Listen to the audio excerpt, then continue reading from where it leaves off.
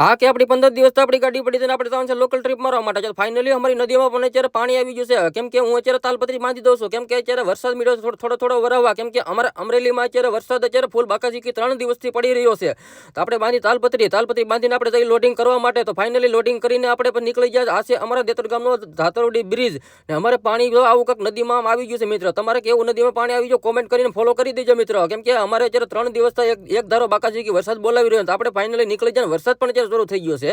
આવો કાંક બ્રિજ છે ને તમે જોવો અત્યારે વરસાદ અત્યારે ફૂલ બાકાજીકી બોલાવે છે. ને તમે જોવો અત્યારે તમારા ગામમાં કેવો વરસાદ છે કોમેન્ટ કરી દેજો મિત્રો. આગળ એક ભાઈનો ફોન આવ્યો કે ભાઈ બ્રિજ તૂટી ગયો ટ્રાફિક છે. તમે જોવો અત્યારે આવું કાંક ટ્રાફિક છે ને આપણી ગાડી માંડ ત્યાંથી પણ બારી કાઢી લીધી છે. આવું કાંક ટ્રાફિક છે. કેમ કે અત્યારે બ્રિજ નાના પણ પડી જાય છે મિત્રો. આપણે આવી ગયા છીએ પેટ્રોલ પંપે ડીઝલ પુરાવા માટે. ડીઝલ આપણે ગાડીમાં પુરાવીને પછી નીકળી જાય. આપણે ફાઇનલી પૂગી ગયા સાવરકુંડલા એન્ટર થઈ ગયા છે. આ સાવરકુંડલાનો કાંક લુક છે.